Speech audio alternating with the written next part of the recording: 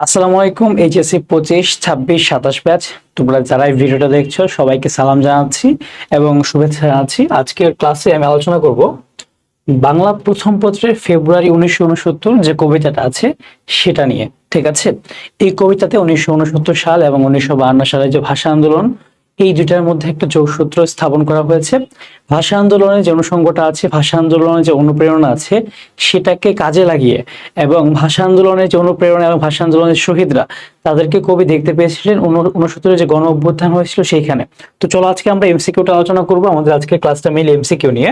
So তোমরা যদি কেউ আমাদের কবিতার এক্সপ্লেনেশনের ক্লাস দেখতে চাও, তোমাদের রিশা আপু ক্লাস বানিয়েছে, আমাদের প্লেলিস্ট পেয়ে যাবে বাংলার প্রথম পত্র ব্যাখ্যা সহ বিশ্লেষণ যে প্লেলিস্ট আছে সেখানে। বাট আমি আজকে কিন্তু কোনো কবিতা আলোচনা করবো না, জাস্ট এমসিকিউ গুলো সলভ করে দেবো। ইনশাল্লাহ এই ক্লাস থেকে তোমরা 100% না হলেও 90%-এর মধ্যে কমন পেয়ে যাবা। দেখো, কবি শামসুর রহমানের পৈতৃক নিবাস কোথায় অবস্থিত? শামসুর রহমান কিন্তু তাকে কি বলা হয়? নাগরিক কবি। শামসুর রহমান কি নাগরিক কবি। ঠিক আছে, শামসুর রহমানের কবিতাতে কিন্তু গ্রাম বাংলার চেয়ে শহরের জীবনটা একটু বেশি ফুটে উঠেছে। ঠিক আছে, একজন নাগরিকের যে তার জীবন বা তার শহরের জীবনের হাসি কান্না এগুলো কিন্তু বেশি আসে। দেখো, তার পৈতৃক নিবাস কোন গ্রাম? এটা কোথায়? পাড়াতলি গ্রামে। তোমাদের আগেও বলেছি যে কবি পরিচিতি আর পাঠ পরিচিতি খুবই ইম্পর্টেন্ট। ঠিক আছে, এমসিকিউ তে ভালো করার জন্য কবি পরিচিতি আর পাঠ পরিচিতি ঠিক মতো পড়ার কোনো বিকল্প নেই, তোমাকে আসলে পড়তেই হবে। ঠিক আছে, তুমি যদি আসলে ভালো করতে চাও এখানে কবি পরিচিতি আর পাঠ পরিচিতি ঠিকঠাক মতো পড়তেই হবে। ওকে, ঠিক আছে। সো দেখো, এখানে পাড়াতলি গ্রামে এটা তো পড়তেই হবে। তারপর আসলে আমরা পরবর্তী প্রশ্নে যদি যাই, সেখানে শামসুর রহমানের প্রথম কবিতা যে পত্রিকায় প্রকাশিত হয়েছে সেটা হচ্ছে সাপ্তাহিক সোনার বাংলা। ঠিক আছে, সাপ্তাহিক সোনার বাংলা পত্রিকায় ওনার প্রথম কবিতা প্রকাশিত হয়েছিল। তারপরে সবার ওনার যে প্রতিভাটা কাব্য রচনা সেটা দেখতে পেয়েছেন এবং আস্তে আস্তে কিন্তু উনি বাংলা সাহিত্যে একজন খ্যাতনামা কবি হয়ে গিয়েছেন। ওকে, তারপর দেখো এখানে আবার ফুটেছে দেখো কৃষ্ণচূড়া থরে থরে শহরের পথে।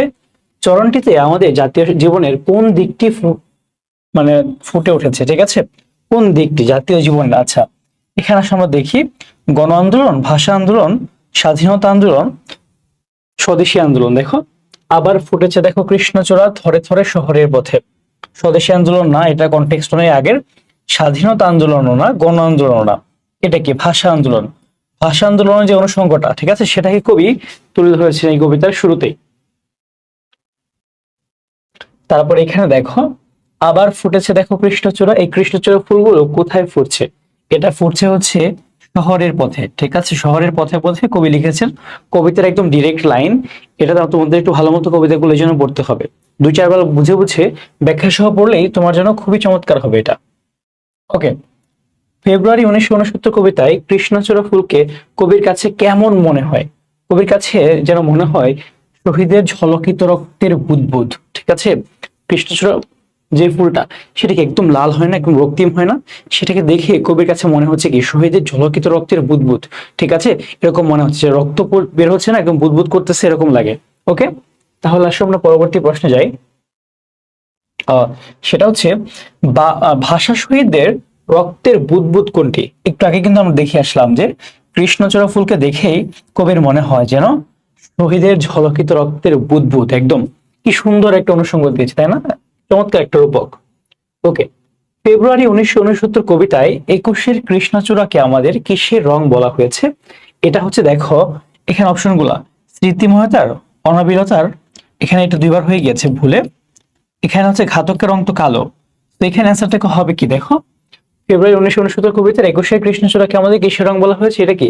স্মৃতিময়তার রং। ঠিক আছে, 21-এর কৃষ্ণচূড়াটা দেখো 1952 সালে কি ভাষা আন্দোলন হয়েছিল। ঠিক আছে, এরপর কি 1969-এ যে গণ অভ্যুত্থান হয়েছিল সেখানে কি 1952-কে স্মৃতিময়তা বা 1952-কে মনে করা হচ্ছে।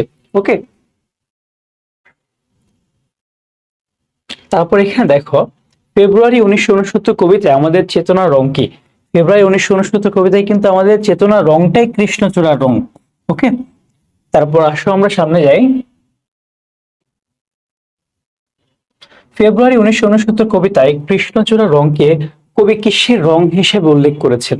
কৃষ্ণচূড়া রংটা এখানে দেখো আমরা যদি, এখানে আছে কি অপশন মাটি ও মানুষের বাঙালির চেতনার, বাঙালি ঐতিহ্যের জাতীয় পতাকা। দেখো জাতীয় পতাকা হবে না, বাঙালি ঐতিহ্য এখানে বলা হয় নাই, মাটিও মানুষের ওটা।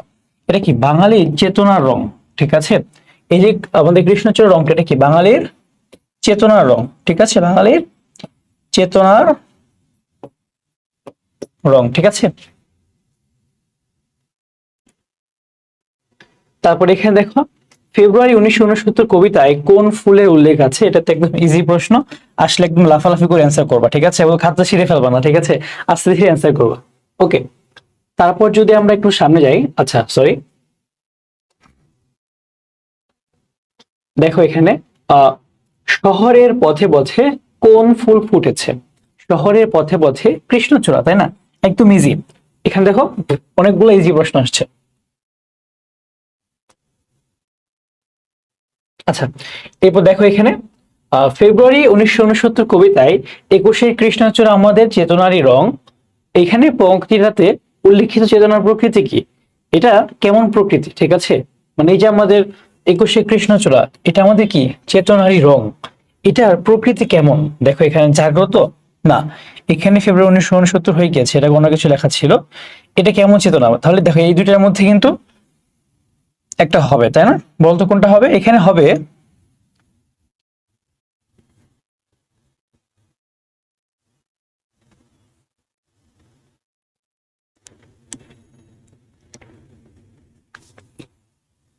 এখানে অ্যান্সারটা হবে কি সংগ্রামী, ঠিক আছে।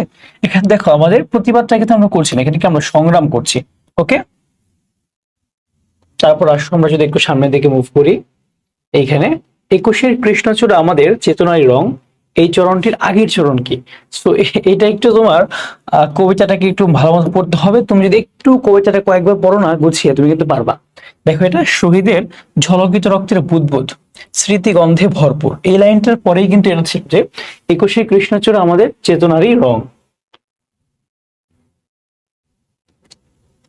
ফেব্রুয়ারি 1969 কবিতায় চতুর্দিকে মানবিক বাগান, কমলবন হচ্ছে কি তছনছ, একদম ডিরেক্ট কবিতার লাইন, হ্যাঁ। তারপর এখানে দেখো ফেব্রুয়ারি 1969 কবিতায় কার মুখকে তরুণ শ্যামল বাংলার সঙ্গে তুলনা করা হয়েছে? আচ্ছা, এটা কি সালাম। তোমরা দেখবা যে এখানে দুজনের সাথে তুলনা করা হয়েছে। দেখো একজন হচ্ছে কি সালাম, আরেকজন হচ্ছে কি বরকত। সালামকে নিয়ে বেশ কয়েকটা জিনিস আছে, একটা কি তিনি হচ্ছে কি শ্যামল পূর্ব বাংলার সাথে তুলনা করা হয়েছে, তারপর কি শূন্যে তুলে ফ্ল্যাগ। বরকতকে নিয়ে জাস্ট একটা জিনিস আছে, সেটা নিয়ে একটু সামনে এমসিকিউ আসছে, আমরা সেখানে দিকে দেখবো। ওকে, দেখো এখানে ফেব্রুয়ারি 1969 কবিতায় আবার সালাম নামে রাজপথ, দেখো এই যে সালাম কি একটু নামে, আবার কি সালাম রাজপথে নামে, ঠিক আছে, কেন নামে? সে হচ্ছে গণজাগরণে যোগ দিতে নামে, ঠিক আছে। 1952 যে অনুসংখ্যাটা সেটাকে এখানে নিয়ে এসেছি আমরা। তারপর দেখো সে ফুল আমাদেরই প্রাণ বলতে কি বোঝানো হয়েছে? এই যে একটা লাইন আছে যে সে ফুল, এখানে ফুলটা গিয়ে কি বোঝানো হয়েছে? সে ফুলটা কিন্তু আমাদের যে মাতৃভাষাটা, ঠিক আছে, আমাদের যে বাংলা ভাষাটা, এটাকে কিন্তু ফুল হিসাবে তুলে ধরা হয়েছে এখানে। ফেব্রুয়ারি 1969 কবিতায় কে শূন্য ফ্ল্যাগ তুলে? দেখো আবার সালাম, হ্যাঁ, সালামকে শূন্য ফ্ল্যাগ তুলছে, সালামের অনুষঙ্গ কিন্তু 3বার ব্যবহার করা হয়েছে, সেটা একটু দেখে নিবা, মুখস্থ করবা, তুমি একটু লিখবা এভাবে যে বরকত কি করে, বরকত কি করে আর সালাম কি করে। বরকত খালি একটা কাজই করে, সেটা একটু উপর দেখাচ্ছি, বাট সালাম হচ্ছে বাকি সবগুলো সালাম। এরকম অপশন থাকলে এই কবিতার জাস্ট বরকত একটা করে, তুমি খালি বরকতটাই মুখস্থ করবা, বাকি যা আসবে সব সালামের। এ দেখো আবার এসেছে, কার চোখে আজ আলোকিত ঢাকা? এটাও কি সালামের চোখে, ঠিক আছে, এটাও কি অ্যান্সার হবে সালাম, সালামের চোখে আজ আলোকিত ঢাকা। এই তো আমরা বরকতকে পেয়েছি এখানে। ফেব্রুয়ারি 1969 কবিতায় ঘাতকের থাবার সামনে সম্মুখে বুক পাতে কে? সেটাই হচ্ছে বরকত। বরকত শুধু ঘাতকের থাবার সামনে সম্মুখে বুক পাতে, এটা মুখস্থ করো, বাকি সব শূন্যে ফ্ল্যাগ তুলে, কার চোখে আজ আলোকিত ঢাকা, সবকিছু সালাম। ওকে, তারপর দেখো এখানে ফেব্রুয়ারি 1969 কবিতায় সালামের হাত থেকে কি ঝরে? সালামের হাত থেকে ঝরে বর্ণমালা, ঠিক আছে। এই দেখো হাত থেকে, কার হাত থেকে বর্ণমালা ঝরে? সেটা কি সালাম, স্মৃতিগন্ধ না, রক্তের বুদবুদ না, মাতার অশ্রু জল না।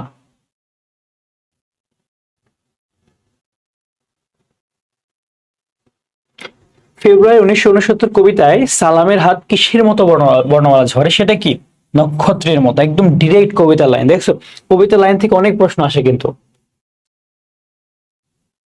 এখানে দেখো সেম প্রশ্নটা আবার, ফেব্রুয়ারি 1969 কবিতায় নক্ষত্রের মতো কি ঝরে, সেটা কি? অবিনাশী বর্ণমালা। কার হাত থেকে? সালামের হাত থেকে। সালামের হাত থেকে নক্ষত্রের মতো অবিনাশী বর্ণমালা ঝরে।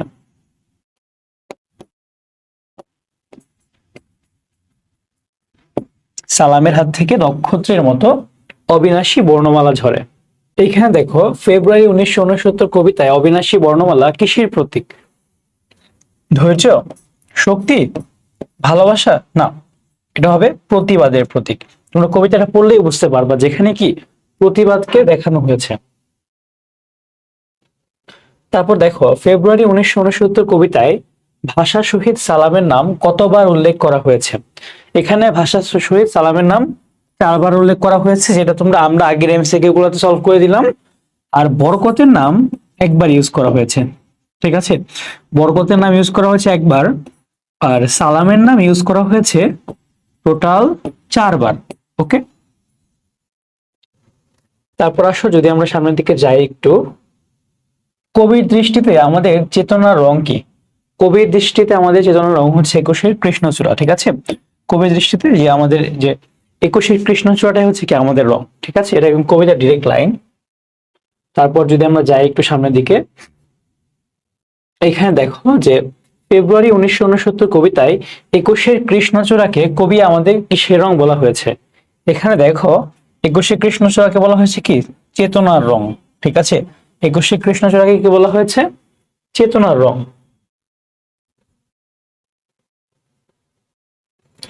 ফেব্রুয়ারি 1969 কবিতায় কৃষ্ণচূড়া কিসের ইঙ্গিত? কৃষ্ণচূড়া হচ্ছে চেতনার, ঠিক আছে? 21-এর চেতনার রং, আর এটা কি মানে একটা চেতনার ইঙ্গিত দেওয়া হয়েছে এখানে, ঠিক আছে? তারপর যদি আমরা দেখি একটু, কৃষ্ণচূড়া আমাদের চেতনার রং, কারণ এতে রয়েছে কি? কারণ এতে রয়েছে ইতিহাসের উদ্দীপনা, ঠিক আছে? কিভাবে ইতিহাসের উদ্দীপনা? কারণ কবিতাটা যখন কবি লিখছে তখন তিনি লিখছে কবে? 1969 সালে বা তারও পরে, এইটা ঘটনা নিয়ে। কোনটাকে ইউজ করেছে সে? 1952 সালে। সে কি এখানে ইতিহাসের উদ্দীপনা পাওয়া যাচ্ছে না? এই অতীতের মানে ইতিহাসের যে উদ্দীপনাটা সেটাই কাজে লাগিয়ে এখানে আন্দোলনে ব্যবহার করা হচ্ছে। এখানে দেখো মানবিক বাগান বলতে কি বোঝানো হয়েছে? মানবিক বাগান, এখানে মানবিক বাগান হচ্ছে কি মানবীয় জগৎটা, যে একটা মানবিক জগৎ, একটা হিউম্যানিটেরিয়ান যে একটা ওয়ার্ল্ড, সেটাকে আমরা এখানে ধরেছি।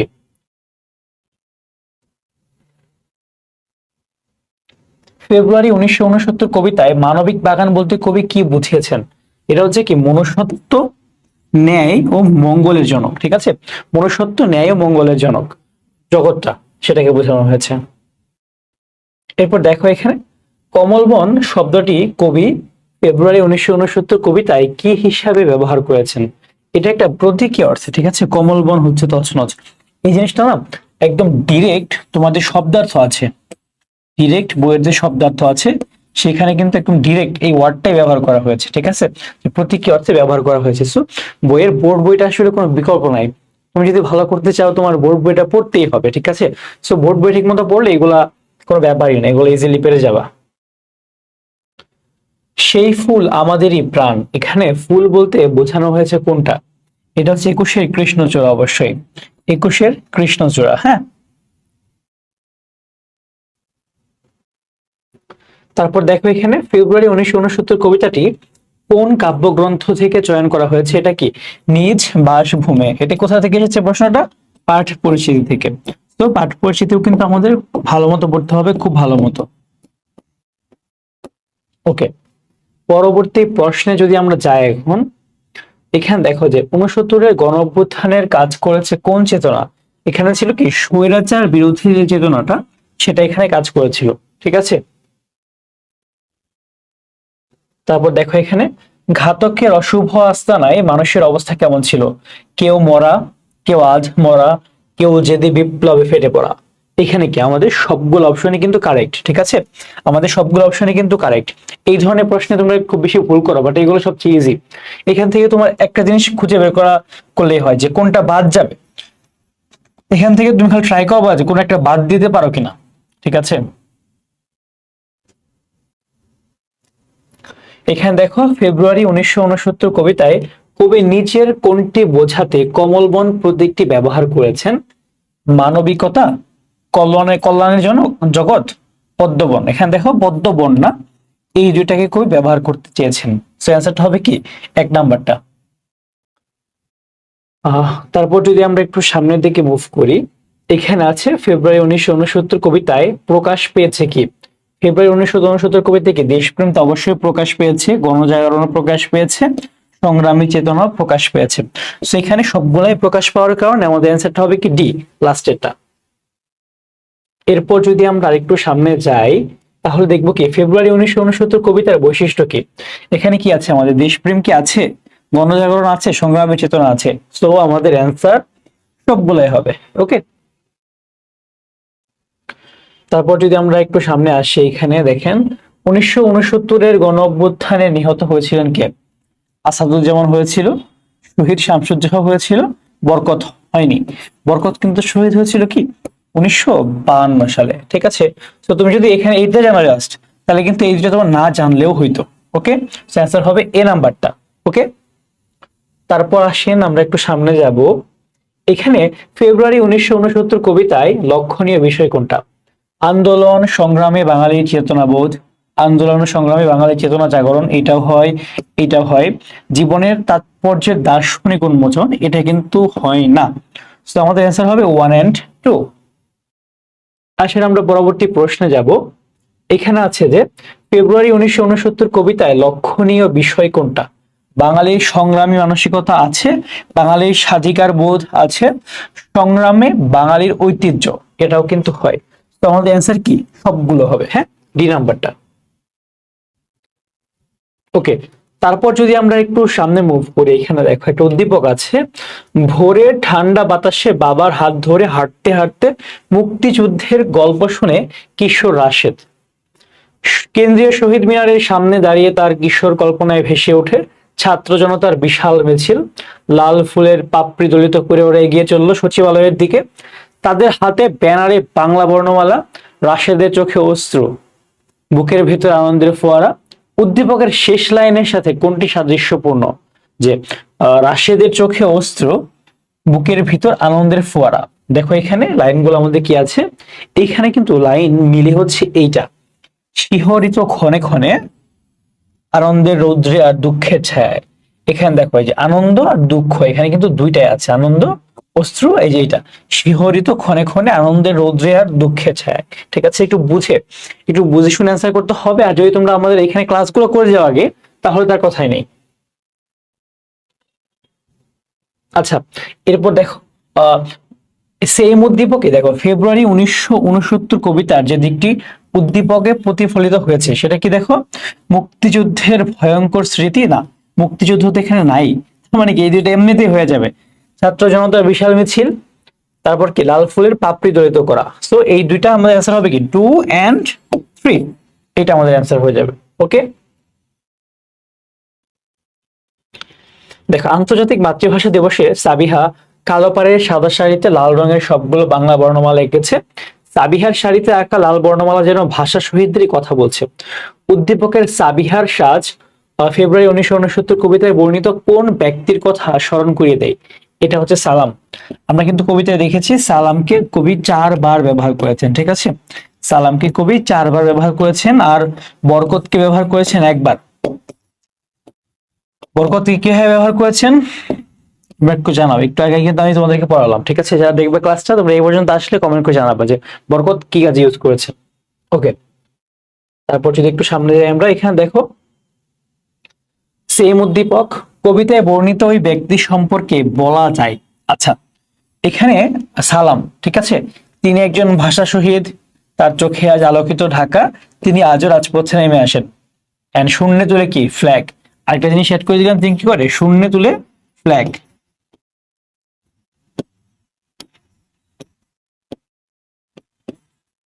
শূন্যে তুলে ফ্ল্যাগ। ওকে, সো এখানে সবগুলাই হবে অ্যান্সার, সবগুলা। আচ্ছা, পরবর্তী প্রশ্নে যাই আমরা। এখানে দেখেন সিলেটের একটি চা বাগানের শ্রমিকরা নানাভাবে বঞ্চিত হলেও প্রতিবাদ করার সাহস পায় না। একদিন ঘূর্ণিঝড় ওঠার আশঙ্কা জেনেও মালিক তাদের কাজ করতে বাধ্য করে। ঝড়ের সাথে সংগ্রাম করে শ্রমিকরা প্রাণে বেঁচে যায়। এরপর তারা প্রতিবাদী হয়ে ওঠে। ঝড়ের কাছে তারা প্রতিবাদের ভাষা শিখে। উদ্দীপকের ঝড় ফেব্রুয়ারি 1969 কবিতা যে ঘটনার ইঙ্গিত করে, নিচের কোনটি সেই ঘটনার সাথে সম্পর্কিত? দেখো এখানে একটু অপশনগুলো একটু ঝামেলা হয়ে গেছে। এখানে এটা না, আমাদের যদি তুমি আসলে ঘটনা না বলি, আমরা যদি ক্যারেক্টারও বলি, হ্যাঁ, তাহলে কিন্তু সালাম আর বরকত মিলে, ঠিক আছে? সালাম আর বরকত এটা মিলবে। এখানে দেখো কোন ঘটনা ইঙ্গিত করে, আচ্ছা ওইখানে প্রশ্নটা ঝামেলা হয়েছে, এখানে কোন ব্যক্তির সাথে মিলে সালাম আর বরকত, আর এখানে দেখো কোন ঘটনা। এটা তো অবশ্যই কি আমাদের ভাষা আন্দোলন, নাকি 47 দেশ বিভাগ, নাকি 6 দফা আন্দোলন? এটা হবে আমাদের 69-এর কি গণ অভ্যুত্থান, ঠিক আছে?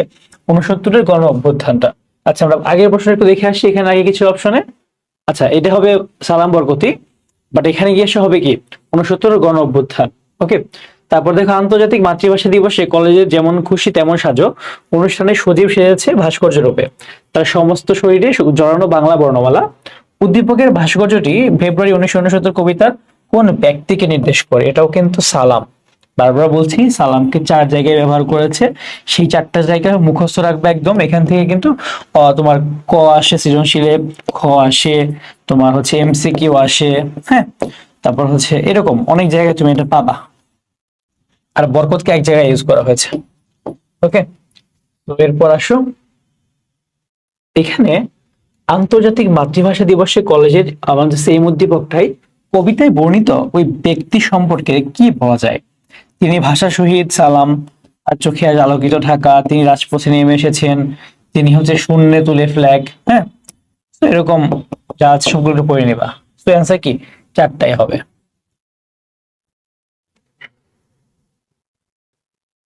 মাগো ওরা বলে সব সবার কথা কেড়ে নেবে, তোমার কোলে শুয়ে গল্প শুনতে দিবে না। উদ্দীপকের সাথে ফেব্রুয়ারি 1969 কবিতার কোন বিষয়টি সাদৃশ্যপূর্ণ? এটা হচ্ছে 1952 সালে ভাষা আন্দোলন। দেখো কথা কেড়ে নিবে মানে কি, ভাষা, ভাষা নিয়ে যে কোনো কিছু আসলে সেটা কি অবশ্যই 1952 সালের ভাষা আন্দোলন নিয়ে। ওকে, এইখানে দেখেন সেম উদ্দীপকে ফেব্রুয়ারি 1969 কবিতার কোন ভাব প্রকাশিত হয়েছে? এখানে দেখো ভাবটা হচ্ছে আমাদের, এখানে তুমি যদি দেখতে চাও যে ভাষা প্রীতিটা বা এখানে হবে না, এখানে স্বদেশ প্রীতিও না, এখানে আমাদের সংগ্রামী যে চেতনাটা সেটা। ওকে, সংগ্রামী চেতনাটাকে এখানে আমরা তুলে ধরেছি। আচ্ছা, তার পরবর্তী প্রশ্নে যদি আমরা যাই যে ওরা কারা বন্যদল ঢোকে, অস্ত্র হাতে নামে শান্ত্রিকা পুরুষ, কোটি মানুষের সমবায়ী সভ্যতার ভাষায় রদ করবে ভাবে। উদ্দীপকের বনদল ফেব্রুয়ারি 1969 কবিতায় কাদের প্রতিনিধি? এটা অবশ্যই পাকিস্তানি শাসকদের, ঠিক আছে? পাকিস্তানি শাসকদের। ওকে, পাকিস্তানি যারা শাসক ছিল তাদেরকে হচ্ছে তোমার কেন্দ্র করা হয়েছে। আচ্ছা এখানে অপশন আছে পাকিস্তানি সরকার আছে, শাসকও হবে না সরকারও হবে না, সরি, পশ্চিমা শোষক। এটা হচ্ছে পাকিস্তানি হানাদাররা মেইনলি, আসলে আমাদের দেশে তো ঢুকেছিল আসলে হানাদাররা। সরি আমি আসলে এটা দেখি অ্যান্সারটা দিয়েছিলাম। সো তোমরা কিন্তু দেখো এমসিকিউ অ্যান্সার করার টাইমে অবশ্যই একটা জিনিস মাথায় রাখবা, সেটা কি 4টা পড়বা আগে, 4টায় আগে ভালো মতো পড়বা। দেখছো আমি নিজেই কিন্তু একটা ভুল করে ফেলতেছিলাম, একটা দেখে আমি খুশি হয়ে গেছিলাম, ঠিক আছে? এই ভুল কিন্তু করা যাবেই না। সেম উদ্দীপকে দেখো ফেব্রুয়ারি 1969 কবিতার যে ভাবের প্রতিফলন ঘটেছে সেটা কি? পাকিস্তানের অপশাসন, হ্যাঁ, হানাদারের বর্বরতা, হ্যাঁ, ভাষার কণ্ঠ রোধে বাঙালি দমন, এটাও হ্যাঁ। এই যে সবগুলা আমাদের এভাবে শেষ হয়ে গেল বিগত বছরগুলোতে আসা যে ফেমাস যে এমসিকিউ গুলো আছে সেগুলো, মানে বারবার আসতে পারে এমন। তো এখানে যারা এইচএসসি 25 এবং 26 ব্যাচে আছো, তোমাদের জন্য ছোট্ট একটা জিনিস নিয়ে আমি কথা বলবো এখন। তোমরা হচ্ছে দেখো, তোমরা তো অনেকে ঢাকা বিশ্ববিদ্যালয়ের খ ইউনিটে ভর্তি পরীক্ষা দিবা, তাই না? তোমরা অনেকে ঢাকা বিশ্ববিদ্যালয়ে কি করবা, খ ইউনিটে ভর্তি পরীক্ষা দিবা। তোমাদের জন্য আমাদের ভার্সিটি যে কোর্সটা আছে, এটা মানবিক প্লাস বিভাগ পরিবর্তন। আমাদের এই কোর্সটাতে তুমি ঢাকা বিশ্ববিদ্যালয় সহ সব ভার্সিটি একদম কভার হয়ে যাবে ইনশাল্লাহ, ঠিক আছে? সো ডিটেইলস এখানে দেওয়া আছে, তোমরা পাবা, অবশ্যই পেজ থেকে সার্ভিস পাবা। আমাদের ক্লাস করে যদি তোমার ক্লাসটা ভালো লাগে, তুমি অবশ্যই আমাদের কোর্সে ভর্তি হতে পারো এখন কিংবা এইচএসসির পর। ওকে, সো কোর্স ফি কিন্তু 3000 আছে আপাতত। প্রথম 200 জন হয়ে গেলেই কিন্তু আমরা এটাকে 4000 করে দিব। মেইন যে প্রাইসটা, অ্যাকচুয়াল প্রাইসটা, সেটাতে চলে যাবো আমরা। ওকে, সো তোমরা ঠিক মতো পড়াশোনা করতে থাকো, যে কোনো প্রবলেম অন্বেষণকে জানাও, ইনশাল্লাহ অন্বেষণ তোমাকে একদম সর্বোচ্চ হেল্প করবে। ওকে, আল্লাহ হাফেজ।